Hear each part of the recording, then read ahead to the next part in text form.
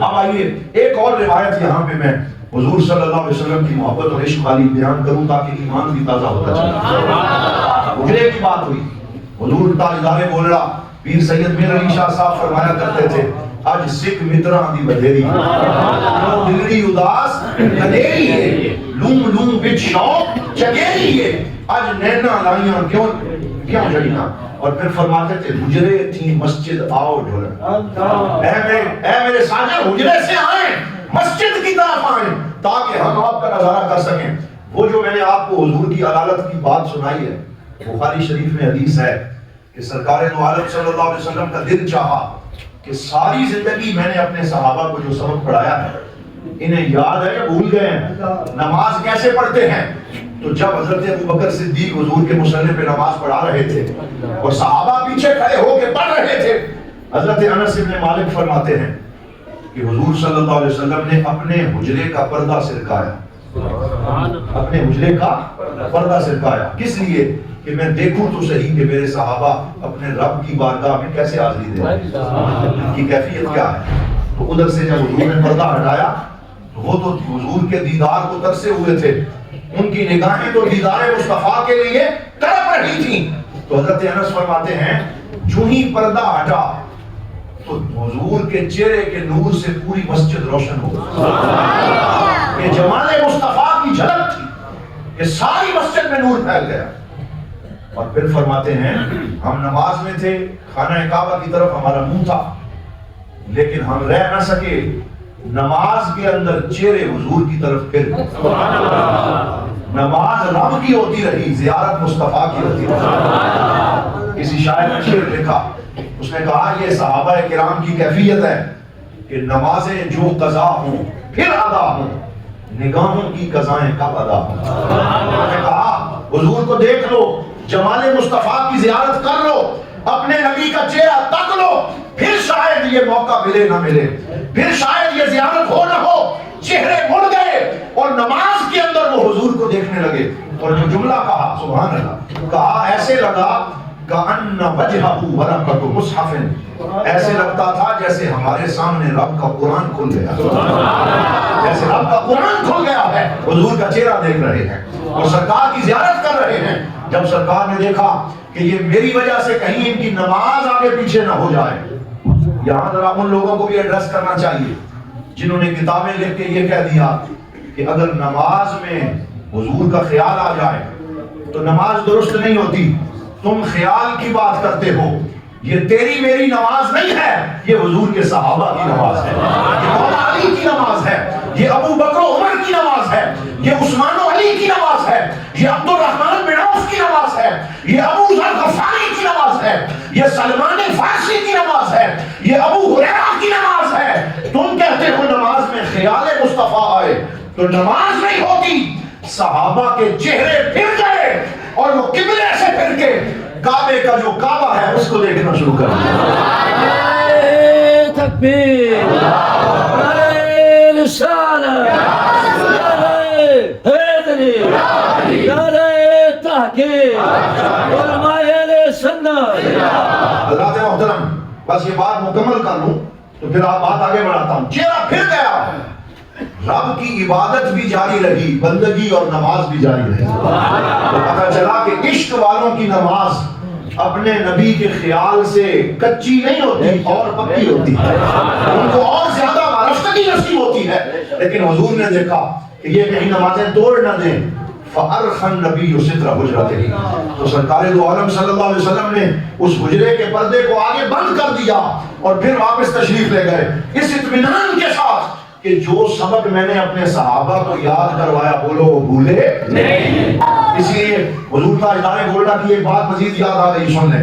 جہاں پہ یہ آیت آئی نا محمد رسول اللہ والذین معه اشداء علی الکفار رحماء بینہم تراہم رکعا سجدا یبتغون فضلا من اللہ ورضوانا سیماہم فی وجوہہم من اثر السجود. تو پیر میرے علی شاہ صاحب فرماتے ہیں لوگوں اس آیت میں اللہ نے اپنے نبی کی رسالت کا بیان بھی کیا ہے, چاروں خلفاء کی خلافت کا بیان بھی کیا. پوچھا گیا یہ یہاں کہاں خلافت کا کوئی اشارہ نہیں ہے, ہمیں تو کچھ نظر نہیں آیا. تو پیر میر علی شاہ صاحب فرماتے ہیں آنکھ والا تیرے جوبن کا تماشا دیکھے، دیدہ کور کو کیا آئے نظر کیا دیکھے، آؤ میں تمہیں بتاتا ہوں محمد الرسول اللہ، بولو محمد اللہ کے رسول ہیں، یہ رسالت کا بیان ہے، والذین معہو، اور وہ جو حضور کے ساتھ ہیں، وہ جو حضور کے ساتھ ہیں۔ تو فرمایا معیت تو سب کو نصیب ہوئی، لیکن جیسی معیت ابو بکر کو نصیب ہوئی ایسی کسی اور کو نصیب نہیں، کہ جو گھر میں بھی ساتھ ہیں، بازار میں بھی ساتھ ہیں، غار میں بھی ساتھ ہیں، مزار میں بھی ساتھ ہیں۔ اس لیے معیت کاملہ صدیق اکبر کی ہے۔ تو والذین معہو کا مصداق اول حضرت ابوبکر صدیق ہے۔ آگے فرمایا اشداء علی الکفار، وہ کافروں پہ بڑے شدید ہیں۔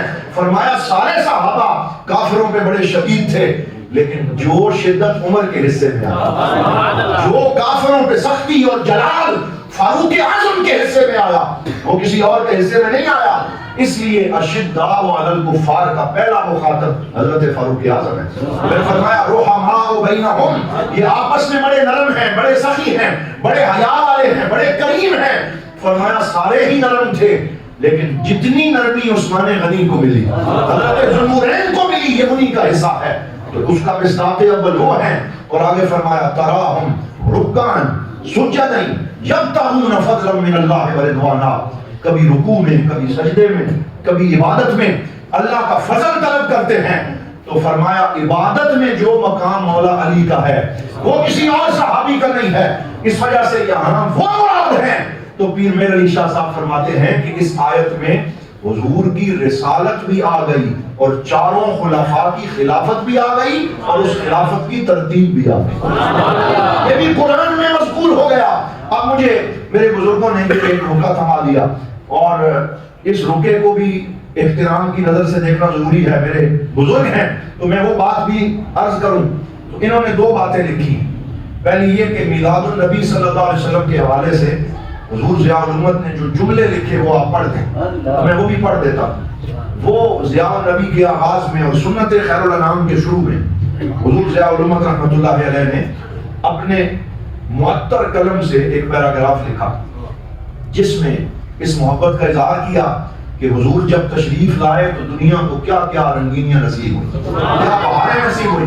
تو فرمایا کہ خیابان ہستی اجڑا پڑا تھا، بولیے خیابان ہستی اجڑا پڑا تھا، اور خزاں کی چیرہ دستیوں سے، گلوں کی نگہت افشانیوں اور انادل کی نغمہ ریزیوں کی یاد تک گلدستہ تاکہ نسیاں بن چکی تھی، روشیں ویران تھیں اور آب جوئیں خشک، جہاں کبھی سبزہ نو دمیدہ جنت نگاہ ہوا کرتا تھا وہاں خاک اڑ رہی تھی، یاس و قنوط کی ایک ہمگیر کیفیت طاری تھی کہ ایسے میں فاران کی چوٹیوں سے ایک گنگور گٹا اٹھی، جس کا ہر قطرہ بہار آفرین اور ہر چھینٹا فردوس باداماں تھا۔ یہ گٹا برسی اور خوب دل کھول کے برسی، یہاں تک کہ گلزار عالم میں پھر سے آثار حیات نمودار ہونے لگے۔ عمریوں نے پھر عفت قلب و نظر کا نغمہ چھیڑا اور ہمارے بشریت کو توحید کی مقدس و مطہر عفتوں سے پھر دعوت پرواز آنے لگی۔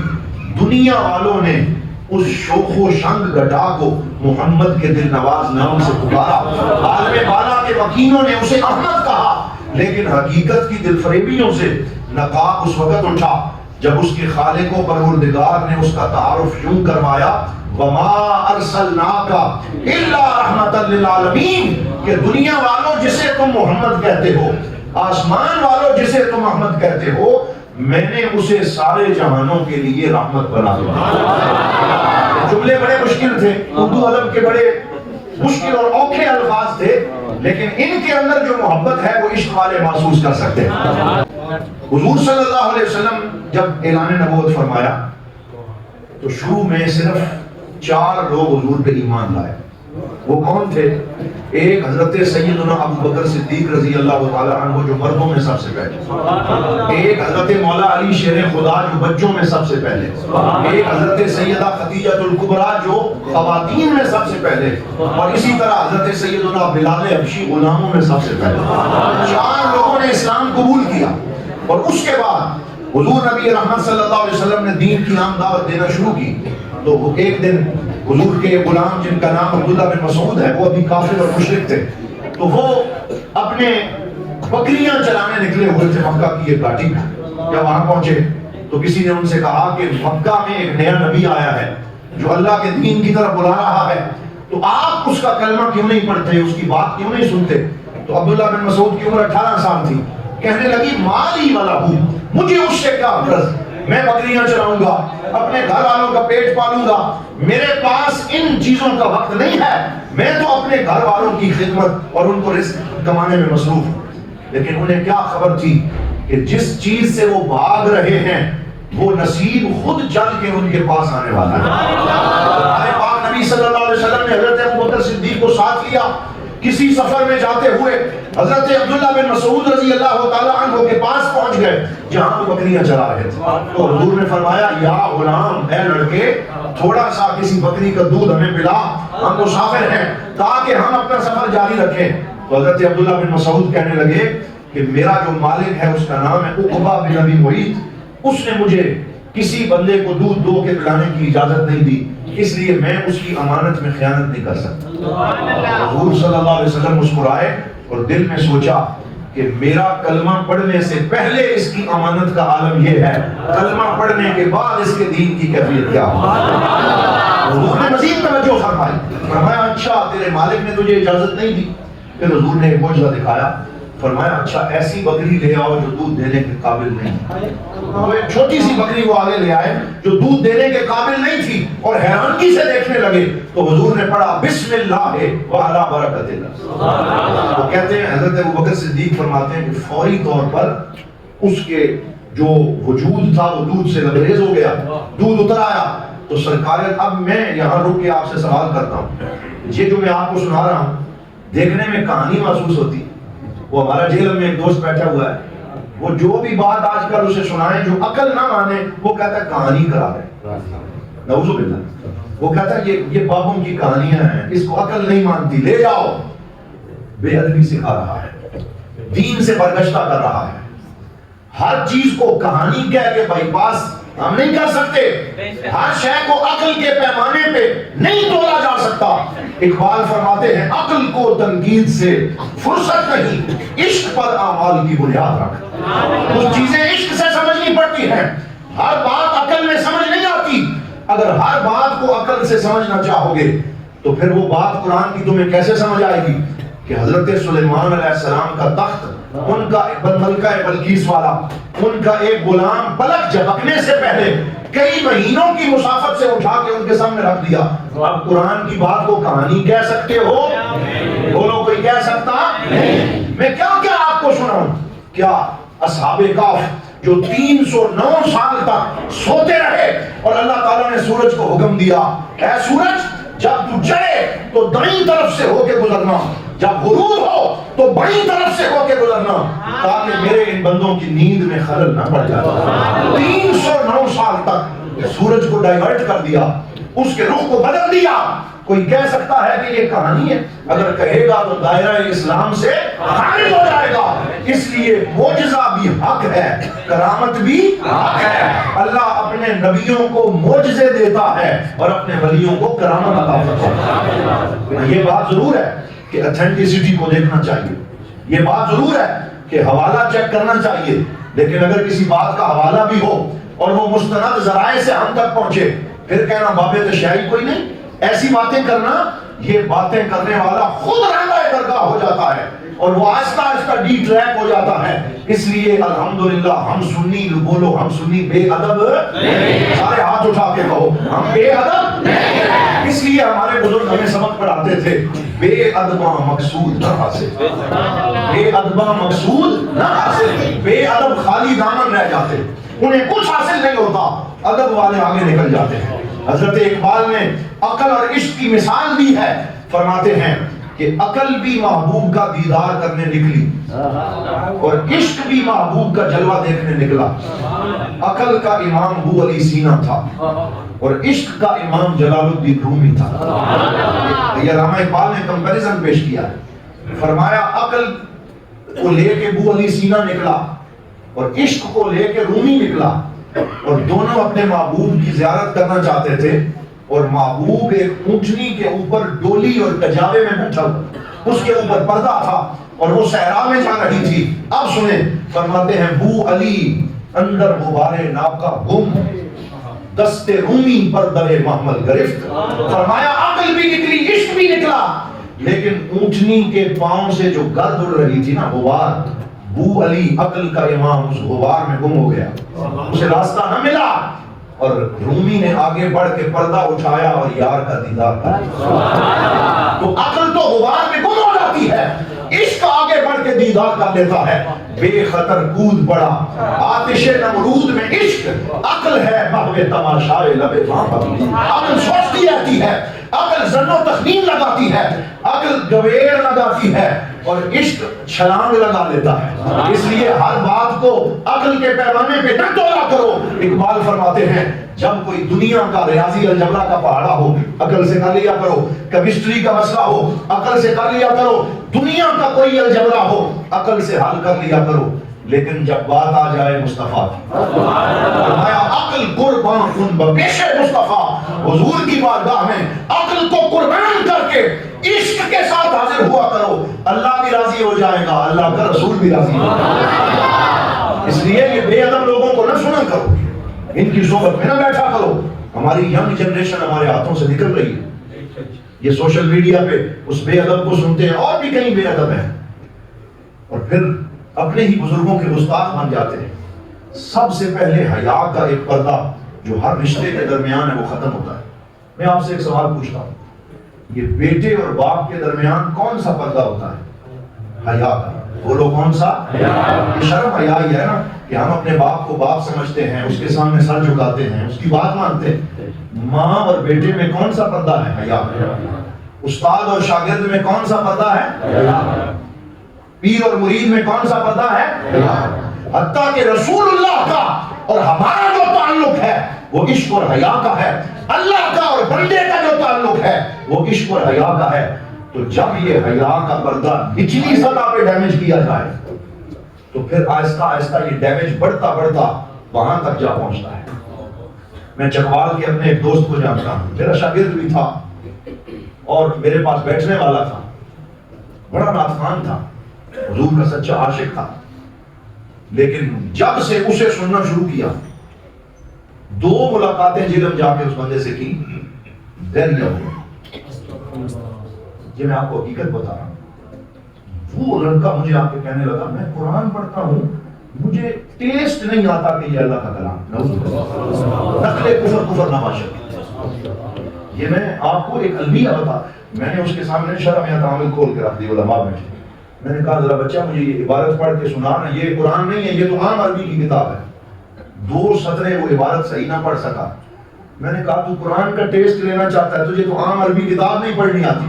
قرآن کا ٹیسٹ اسے ملتا ہے جو پہلے عربی لغت میں کمال پیدا کرتا، پھر جا کے اسے پتا چلتا ہے کہ قرآن میں موتی کون سے ہیں۔